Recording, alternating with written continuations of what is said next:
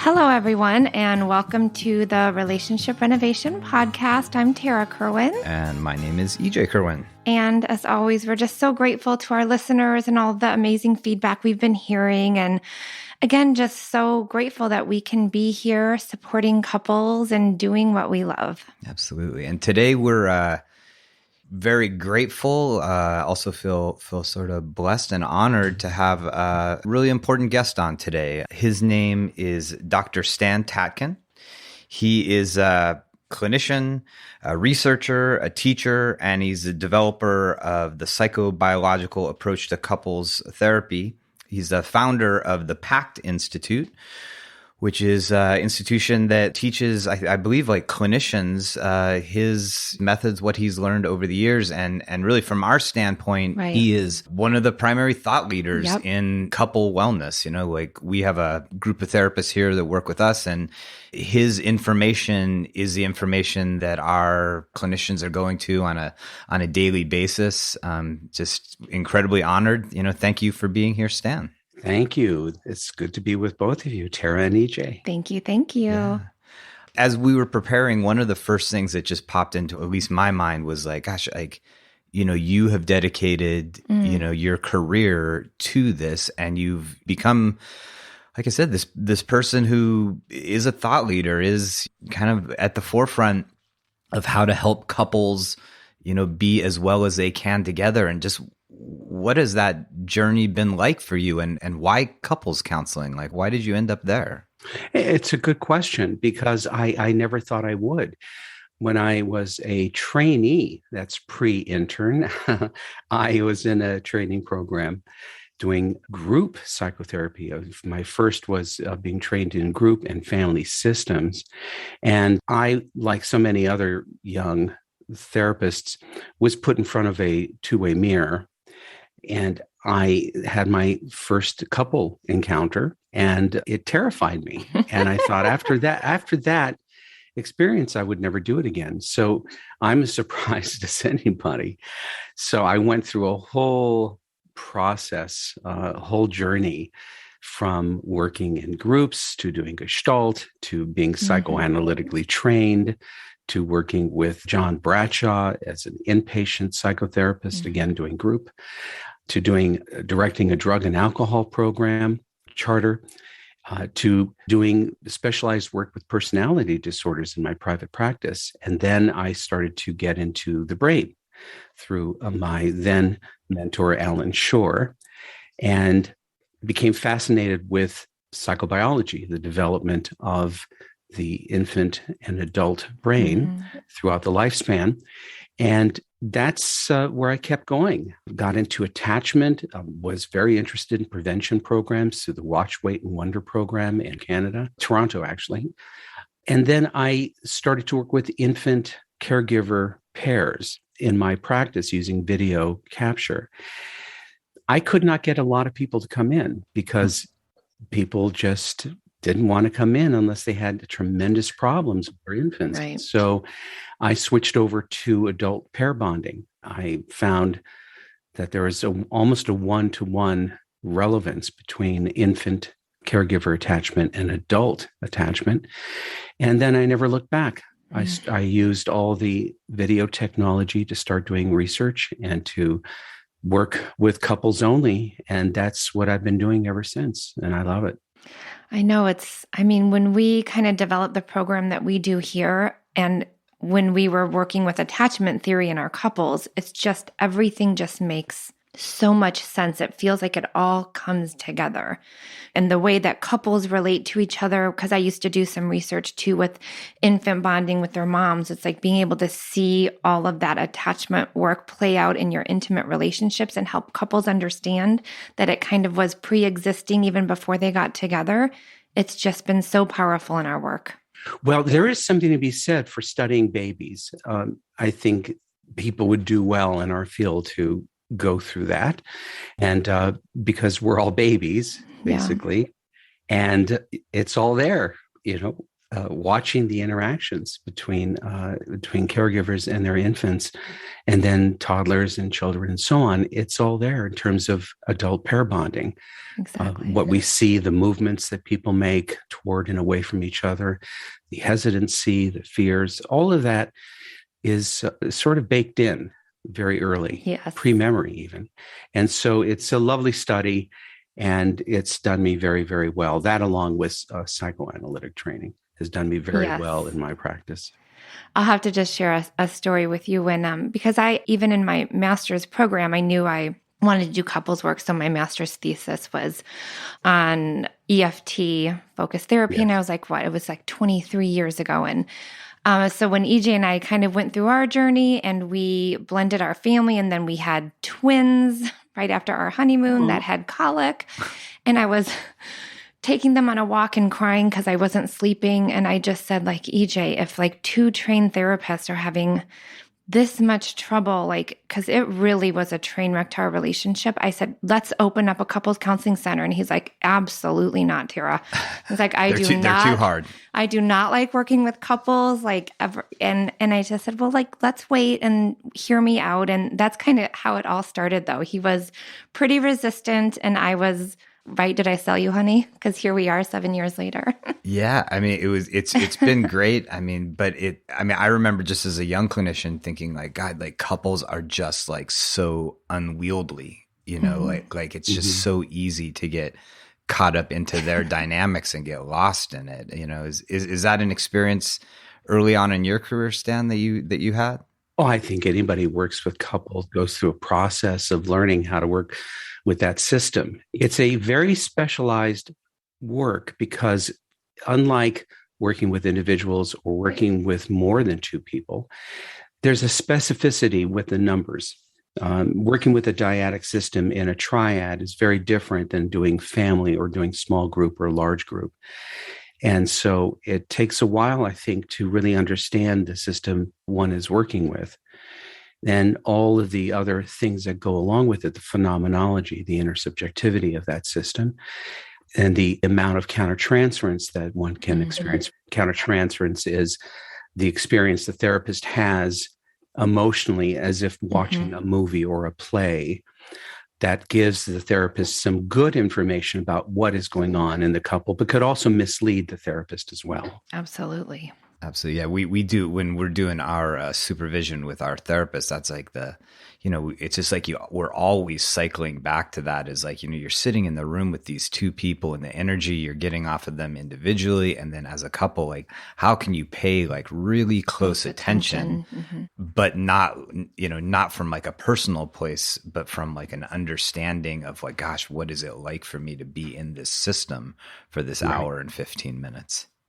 Well, one of the things we do is we are in rolling chairs. And so the chairs that are moving, that are able to adjust and so on, give the therapist and the couple mobility and our own ability to regulate ourselves as therapists, to move around and shift our state with our position.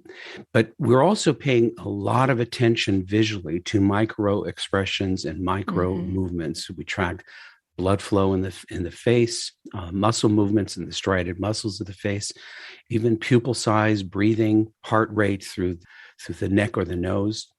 And so we're tracking all these implicit somatic aspects moment by moment, and we're not paying as much attention to the digital, to the content of what people are saying. It's a little bit like studying babies. We're studying any organism that doesn't talk, because talk can be very misleading. So that was the early research. And still, we use digital frame analysis to watch frame by frame people's faces and their reactions and how they're moving and how they're signaling each other in these lightning fast ways that are picked up as threat cues by partner. It's just a different way of viewing these 2 people or these 2 animals in their orbit, right, as they interact. I mean, I think that's a perfect segue into, where we wanted to go down with you. And it's, because the majority of our listeners are couples, they're people who are coming to listen to this because they're trying to figure out like how to make their relationship better, and what we see over and over and over when people coming in is they're coming in this state where they've become complete adversaries. Mm-hmm. And they're like totally confused about it. They're frustrated. They don't understand. They think that like they're alone, like they're the only people that have a relationship where they feel like, you know, they're against one another. And, you know, we really wanted to have an entry point with you around like, you know, helping people understand like, you know, on a base level, why does that happen? You know, why do they end up in that dynamic? How do they fall into those dynamics exactly? Well, it actually is a human primate issue. There's things to know about our species and how our brains work that are really part of the human condition, and people don't understand it. We don't go to school for that when we're children. And so there are several things that people should know. One is that the human primate is a memory animal. Everything we do is by memory. In fact, most of our day is memory driven. We're not thinking. We're not using, you know, critical thinking, and we're operating by really fast recognition systems that get us through the day, and we're automated. So that's all human beings, and partners are no different. When they're just meeting each other, they're far more aware and far more present with each other. But they're, you know, a bit drugged from endogenous drugs that everybody, when there's novelty, start to produce, which can shift their judgment. But many of those endogenous chemicals cause this incredible ability to focus and be attentive and be present, which will go away in a short order of time. Once we automate each other, we start to think we know each other, and then we take liberties and we lose formalities that we would have otherwise had. But the other thing is, because this memory system goes very long with the couple system, we consider a primary attachment system like only the earliest caregiver infant relationships, the very first relationships that we have that are dependency oriented. So here we are in an adult relationship, in an interdependent relationship is what it should be. And we start to remember what it's like. We start to remember what happens when we depend on another person. That's where the attachment system kicks in. But that's not the only thing. We are sloppy, energy-conserved animals. We do the least amount necessary. And that is true in love relationships and family relationships. And so we're not exactly fit for unionization unless we've been trained to be part of a team, part of an alliance. And what it requires in an adult relationship based on free union, right? People are volunteering to do this. And it should be based on terms and conditions, not love. Love is not the reason to marry or not the reason to unionize. It's the reason to start getting together. That's nature's way of pulling us together and hopefully getting us to continue the species. But make no mistake, nature is not interested in relationships. And so what happens is that left to our own devices, we will do what we know, and what we know is what we've experienced, unless we suffer, in which case we're going to learn about ourselves. Otherwise, we don't. And we're just going to behave automatically. And because we're threat animals that are picking up threat cues all the time, we're going to start to tune in, because of memory, to that face, that gesture, that sound, that movement, that space that's not filled in by a signal. All these words and phrases that we become sensitized to become threat cues. And if we're not skillful, if we don't really understand how to create a system that is architecturally ours, you know, that you, let's say you and EJ, you and Tarah, are consciously co-creating a culture of your own, an architecture, a relationship that's made up in your heads specifically because you both have the same purpose and vision in mind, right? That is the basis of all unionization, is that we get together based on shared purpose. And the main reason usually is survival, right? That's been since the beginning of time. And then prosperity. Let's do this and let's never do that. Right. We're both mutual stakeholders, and therefore we have to always be collaborative and cooperative, or we will start stealing and robbing and threatening each other, and will become more and more unfriendly. Right. And so couples aren't set up this way. So they're going to run their course if they're not set up with a purpose, if they're not fully operating in a fair, just, and collaborative, cooperative way. And they're going to do what all people do, and that is whatever they want when they want to, when they're under stress. Mm-hmm. And that's the central reason why relationships of these kind don't last very long across the globe, across time, because people just don't know how to work as a two-person system. Right. And the understanding of like kind of what it takes, because I think a lot of like when we see a lot of couples are like, oh, we just don't love each other anymore. We're not in love. We don't have that passion. You know, it's kind of like this idea of like the grass must be greener. They're not supposed to be for me. But then when we kind of in that first couple sessions get to their shared values, right, we try to kind of circle them back to that. Like, why did you guys get together in the first place? Yeah, I mean, the thing that pops up for me when you were talking about like we're drawn together by love, by by chemicals, right? But then our commitment really should be based upon agreed terms of living, which we generally don't do, or if we do, we do a pretty like shallow job of it. Right, exactly. So when they come in, because they didn't have those shared terms, that creates the conflict that is everything you're talking about with the micro expressions and seeing threat, perceived threat. And so as clinicians, but also for a couple, like what is like that balance of like helping them understand, that they're triggering each other's sort of like, adaptive survival instincts, but also helping them find agreeable terms. Does that make sense? Yes, I think education partly is that, people don't understand that all people are naturally annoying and difficult and burdensome. There is no getting around that. There is no easy person over time up close, isn't. And so annoying and being a pain in the butt is just normal. That people are different, because I hear this and I'm sure you do too. We're so different. Yeah. So that has no bearing on anything. Having different interests, no bearing on anything. It really has to do with agreements. Right. You want apples, I want oranges. That's not a deal breaker, because just go up another level. We both want fruit. No problem. We can make that happen. Do we want to feel loved and appreciated and admired and chosen throughout every day? Yes, we do. Okay, how do this is DoorDash, affection. How do you want your affection? Yeah, broaden the terms, right? Yes, always find where this is how people unionize is historically everywhere today. Where do we agree? Where are we the same? And not where we're different. Where are we the same?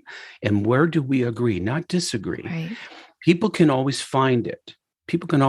Now, there are deal breaker situations, such as I want a baby and the other person says, I never want a baby. That is going to be hard to broker. Or I need to live in the city. I hate the country, and I need to live in the country. I hate the city, right? That's a hard thing to broker. That could be a deal breaker. Or I want monogamy and you want polyamory. Mm-hmm. Neither of us are wrong, but we can't be together because we're pointing in two different directions. So we're talking about pointing. We're talking about two people getting together based on what they both want and must have in order to live a happy, prosperous, and safe and secure life. People have been doing that since the beginning of time. People that are homeless and that are mentally ill do it. People who don't know each other and are in military troops do it. People on sports teams never knew each other do it, because they have a common purpose. We want to win. We want to survive.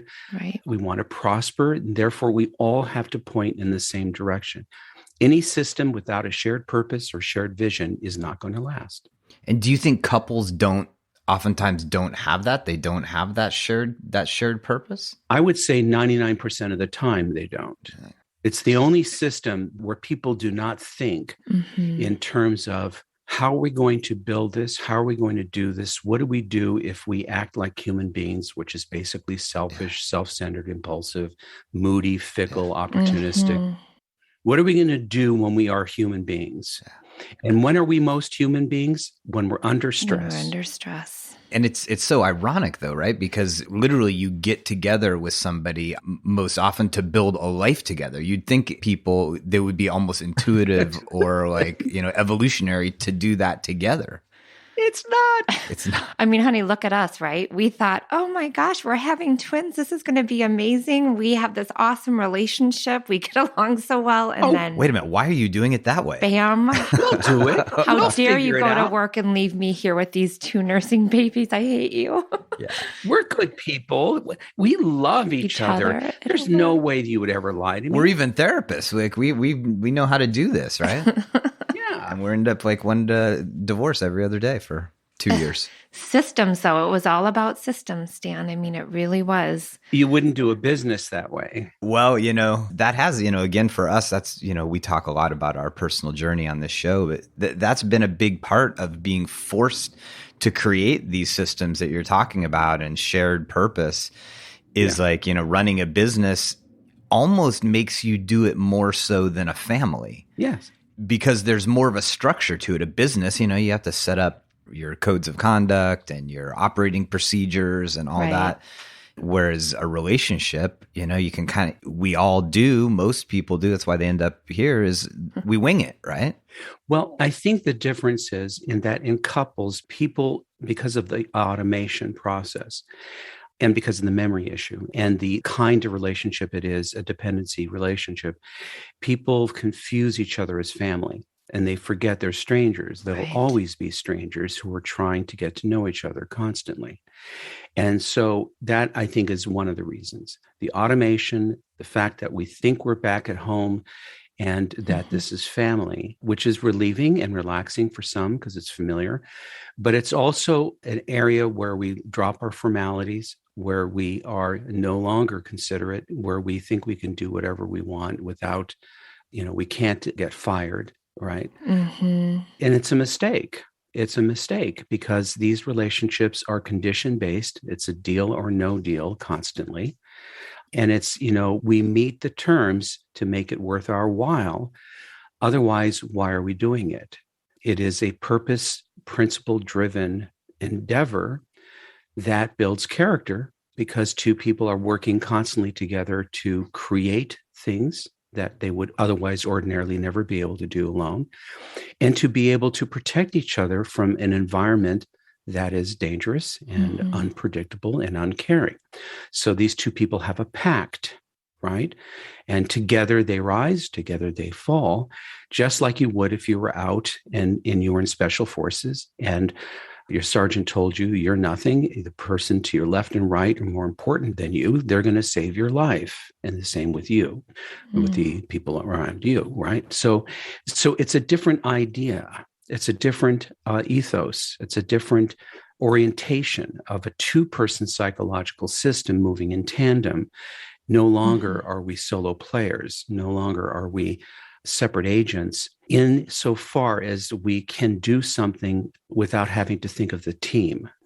And that's where couples make a fatal mistake. Right. Could you just describe that automation process you talk about just a little bit more in depth so the couples can understand what that means? Yes, there is a certain area of our brain that loves novelty, and that is very expensive, which is why we don't use it very much. It tends to be very energy hogging. And that is engaged anytime we travel, learn something new, meet somebody new, are talking about something very exciting. And those areas are engaged. And that turns basically the whole brain, or pretty much the whole brain, on. And when we do, we're very alive. Now, we can only keep that up for so long because anything new is going to become old very soon. Go to the Eiffel Tower, you get excited, you're abuzz, you're turned on, you're on drugs, right? You're on this high presynaptic dopamine high. And then you go back and you see it again and it's still strong, and you go back and it's less strong, and you go back again and it's time to move on to something new. We're the same. You meet somebody, you want to know everything about them. You're excited. You want to smell them, taste them, know everything. You want to touch their face. You want to explore them. And then the novelty wears off fairly soon, and you begin to automate each other. You think you know each other, and it's nature's way of conserving energy and moving you on to new things that you have to do. We wouldn't get out of a corner of a room if we didn't automate things, right? We'd be learning the same thing every day. So it's a natural thing that we do. It's part of biology, but it also can cause enormous problems because that's where we take people for granted. That's when we apply memory where it doesn't belong. That's where we take shortcuts and make assumptions and do all sorts of things. And we start to turn away from being present and attentive. And then we stop actually knowing who we're with, paying attention, looking at their face. Yep. We carry a picture of their face in our heads for months without ever really examining it again. Mm-hmm. And that's how the brain works naturally. If we do that, we get bored.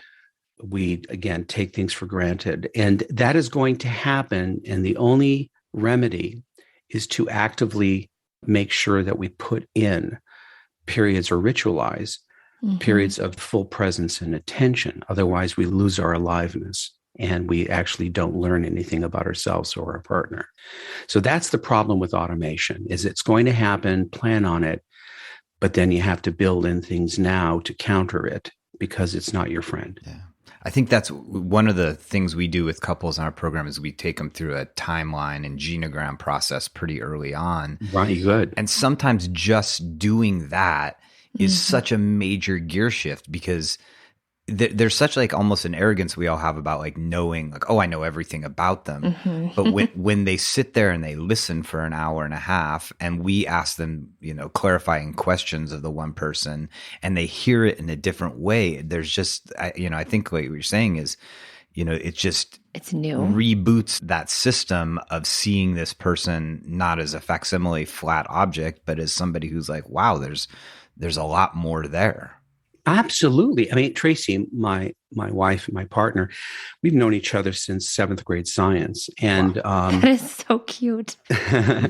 We weren't an item, but we have a long history and we still do pillow talk. We still talk about, things from our childhood neither of us ever knew. We've been on the planet too long. And then there's even opening your eyes because, knowing someone or something is a plastic fluid state because our sense of self and other is constantly changing depending on our state and our development. So how I look at Tracy and how I understand her today is not the way I could have understood her 5 years ago. So there's that as well. It's not just that I don't know everything, which I don't, but I don't know everything with the mind I have today. Right. Yeah, that's interesting. And the mind she has today and who she has become. And so this is how we should look at our children as well. And we do that when they're very young, but then we stop doing it because it seems like they're not changing as much, but they are. Yeah. Boy, that takes work though, right? Like that level of curiosity. That's a big word we use is like curiosity, but that takes like intentional action. It's all intentional because again, we're lazy creatures. This is across the board. Lazy, lazy, lazy. We do the least amount necessary, which is why we have principles and why we build rituals. Because if we don't have rituals, we'll never do these things. Yeah. Right. And so these are conscious things that grownups do, wizened people do, because they know that left to our own devices, it's Barco Lounger beer and bonbons in front of a TV. Right. Yeah. And the relationship dies on the vine. Everything does. Yeah. I was going to just say something that reminded me last night. So with our twins, they're 8 now. And, I see them changing and growing every day and like looking at when they were babies and just how it goes so fast. And they're very different, boy, girl, twin. And so I have this, and they're very competitive with each other, of course, because they're twins and they're both competitive spirits anyway. And so before bedtime, I started this ritual where I really want them to have eye contact when I'm kind of giving them like my love or like, I'm just so proud of you and what was really great today. And they have a really hard time maintaining eye contact. They almost get really uncomfortable with it. How old are they? They're 8. Yeah, that's around the time they're going to start. So then I'm doing this like little challenge, like, okay, let's see who's got better eye contact. Is it Mia or JoJo? And of course, like at the end, I'm like, you guys were both amazing.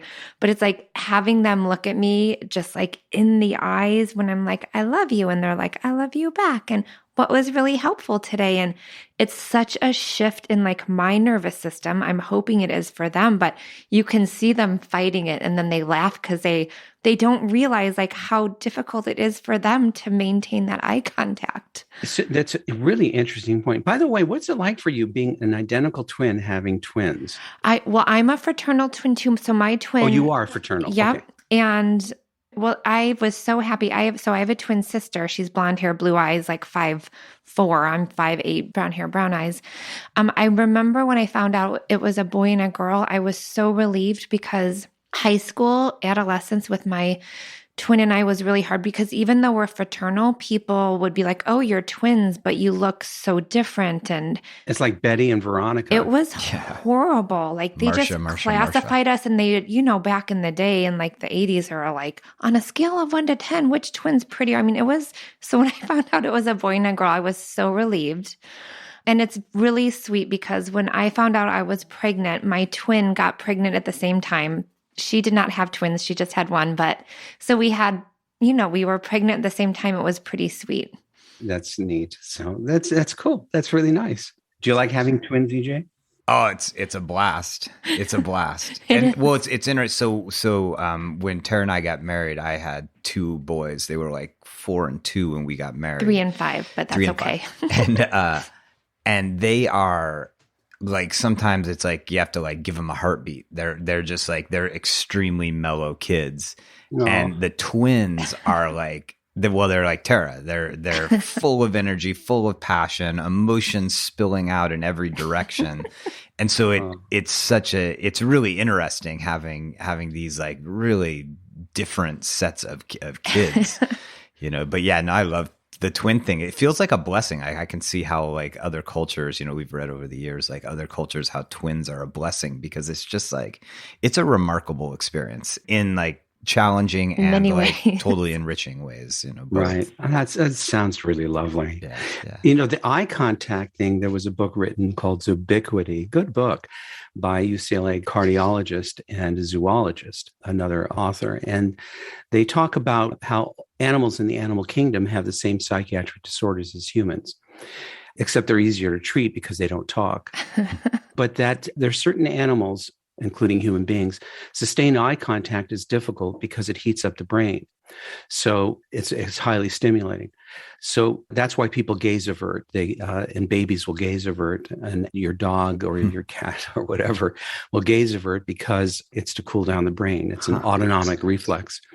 And when kids become a certain age, they have a harder time doing it because it's too arousing. And teenagers move into a very sympathetic period, sympathetic in terms of hyperarousal. Right. And that hyperarousal translates into feeling trapped and held too long with eye contact. And so that's why they will start to avoid eye contact. That's why our oldest son stays in his cave room as much as possible. Tarah's always trying to pull him out of there. Yeah, because it's like a high energy cat. Actually, high energy cats, like tigers and so on, if they are bound, let's say on an exam table, and forced to make eye contact, they can actually arrest.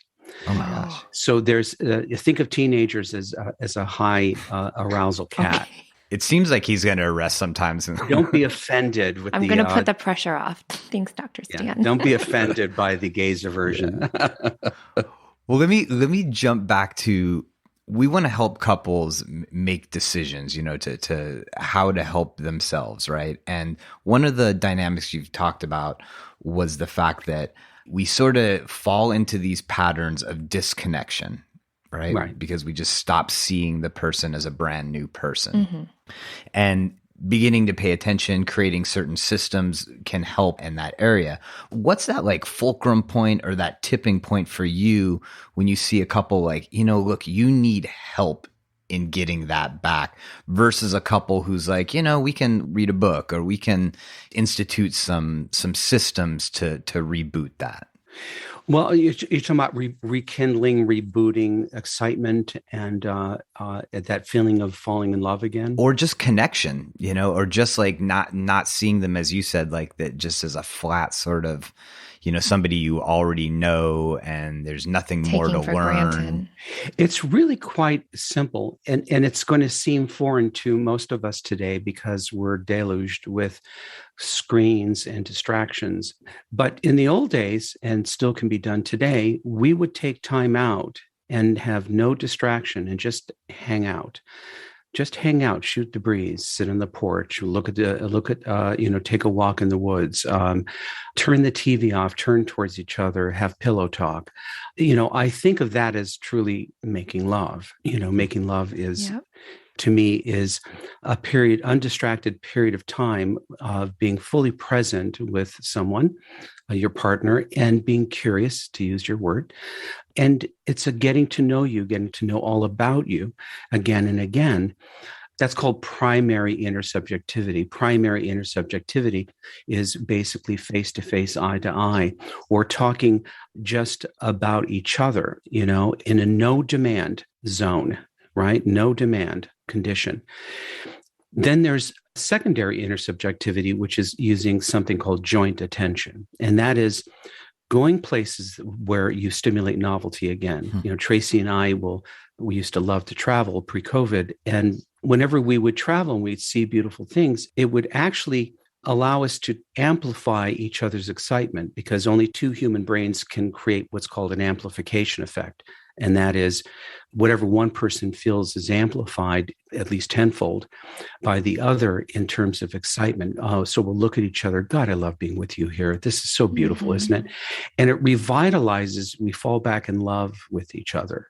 Or you can do that with a pet or a child. You can do that with walking the neighborhood. You can do that with anything, as long as you're jointly attending and you're using that third thing as basically food for excitement for the two of you.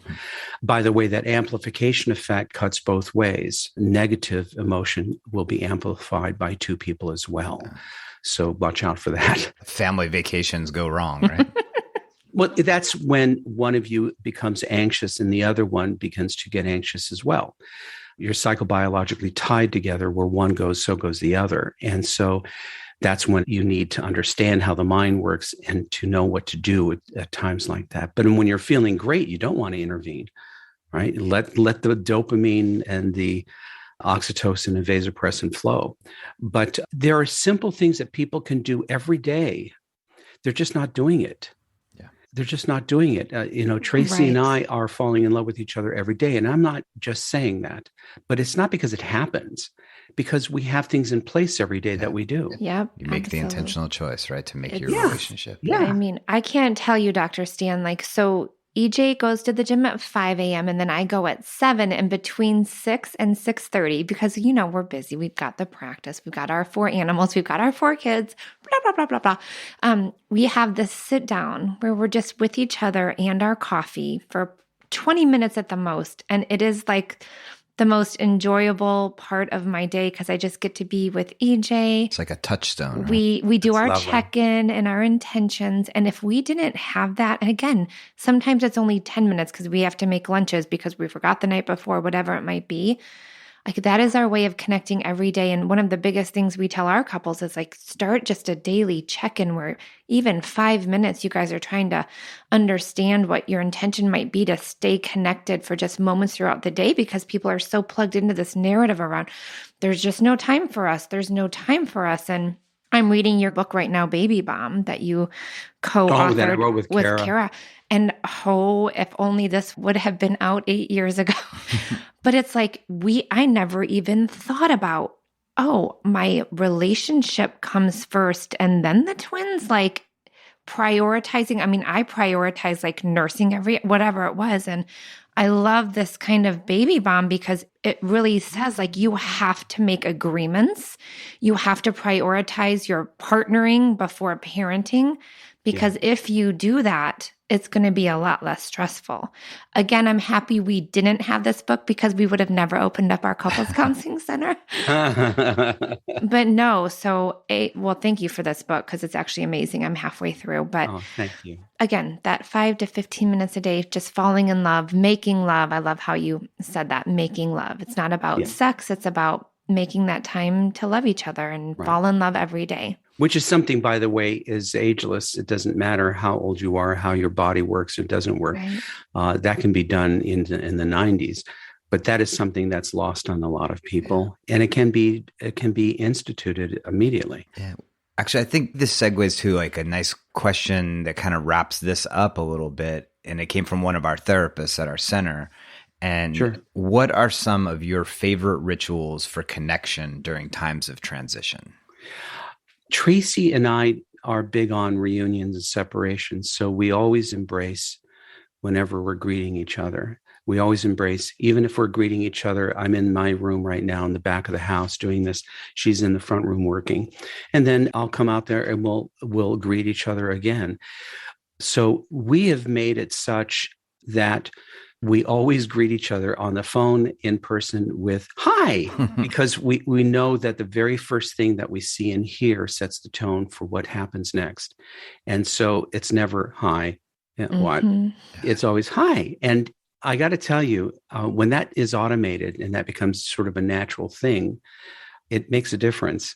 When we're greeting, and we also have another thing we do, loving, affectionate, romantic things for each other throughout every day.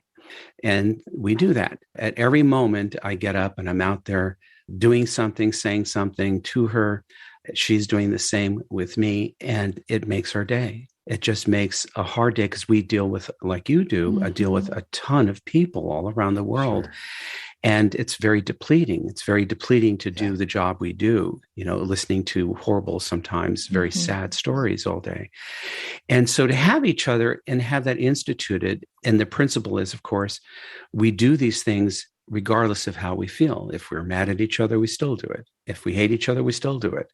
Either way, it gets done. That's the meaning of a principle. It's based on what needs to happen, not what we feel like doing. Oh, I like that. Could you say that one more time, please? A principle is based on a purpose. It's not a feeling-based goal. Something needs to be done. So let's say one of our purposes is we can go to bed angry, but we must touch toes. I like that. So I'm a toe toucher. Yeah. Well, that makes a huge difference biologically because of, with human primates, a breach in the relationship is an existential concern that leads to illness, actually. And so what we want to know when there's a breach of any kind, misunderstanding, fight or whatever, that we're okay. I may be angry with you, but we're okay. That's all we need to relax. It's that reassurance we're safe, right? Exactly. Soothing. We're safe. The relationship's still intact. The state of the union is good. And so when people put in these rituals, principles, remember that you're doing it regardless of how you feel. It must be done. Right. It's not because you feel like it. It must be done. And that's awesome because it means that good things will happen regardless of how you feel. And that's got to be better than a poke in the eye. That's got to be a great message to your partner too, right? Like that yes. That regardless of how I feel, being connected to you and letting you know that we are safe, that this isn't fracturing, that's got to feel like okay, all right, well then I can make it through this uncomfortable time. Even simpler than that, regardless of how I feel, this is what I bought into. I said yes to it. It's a character choice to do the right thing when it's the hardest thing to do. Yeah. That just gives me goosebumps because it really is it's like soothing each other. Like life is really hard enough. It is. Individuals already have a hard enough time soothing themselves. Partners get very reactive if that individual soothing isn't there. But when we can find a way to do that and not bring just the feelings into it, but purpose. Oh, yes. It gets done and it saves the union. Yes. All right. I feel like I need some closure here. This will help me. So you met Tracy in 7th grade. When did you guys, do you mind sharing, when did you fall in love and come together in that way? Well, I had a crush on her throughout junior high and high school, but she didn't know it. We ran in different circles. I was a musician who basically skulked around moody wearing black leather. And Tracy was a sunny surfer, blonde, tall beauty, in the popular group. She was the nice girl flanked by mean girls. So therefore she was hard to approach. She had a posse. She had a posse, yeah. I didn't have one. And so we didn't hook up until our 40s. We both went through marriages that failed. And that was the other thing that got me working with couples, is that I was immensely depressed. And I felt tragically, mortally wounded by my divorce. And my only salvation was to be able to work as a therapist and to teach. And I directed my attention more towards couples because I wanted to figure out what I had done wrong. Figure it out. Yeah. And so, we're in a field that's guided a lot by selfishness, right? It's a Sure. Teacher teaches what the teacher needs to know. And so then I met Tracy and we courted by email. And then we eventually met at our neighborhood haunt, Will Rogers State Park, and we went for a hike. And the rest is history. I really lucked out. I gotta say, I feel the same way. That shares some similarities in our relationship, and it's definitely the drive. Now, like, you got to live to your 90 something to get your 50th anniversary, right? Yeah, right. You gotta. Oh, we made it to our 20th. Yeah, you get big investment in health and supplements. But I just tell people that I backdated to when we were 11. So yeah, or when we were 13 or whatever that was. She just didn't know that you guys were dating. She just didn't know, but in my mind, she was the love of my life. That's awesome.